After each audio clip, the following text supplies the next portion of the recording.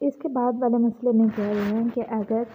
اگر کوئی دیوانہ یا نابالغ بچہ میت کو مس کرے تو دیوانے پر عاقل ہونے اور بچے پر بالغ ہونے کے بعد غسل مس میت کرنا ضروری ہے، اور اگر وہ ممیز ہو یعنی تمیز رکھتا ہو، اچھے برے کی عقل مند ہو تو اس کا غسل صحیح ہے۔ پھر کہہ رہے ہیں کہ اگر کسی زندہ شخص کے بدن سے یا کسی ایسے مردے کے بدن سے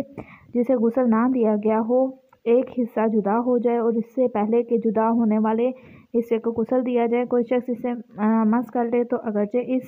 حصے میں ہڈی ہو غسل مس میت کرنا ضروری نہیں ہے۔ اگر میت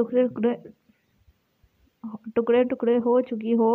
اور کوئی شخص ان تمام یا زیادہ تر حصوں کو مس کرے تو اس پر واجب رہے گا۔ اب یہاں پہ یہ بات کریں کہ اگر ایک شخص ہے تو مثلاً ایسا ہوا کہ مثال کے طور پر ایک شخص کا ایکسیڈنٹ ہوا تو اس ایکسیڈنٹ میں کیا ہوا، اس کی ٹانگ الگ ہو گئی، ٹھیک ہے، لیکن باقی حصہ اس کا صحیح تھا۔ تو اب وہ کہہ رہے ہیں کہ اگر آپ اس ٹانگ کو خالی ہاتھ لگا دیں تو پھر آپ پر کیا ہے، غسل واجب نہیں ہوگا۔ لیکن اگر ایک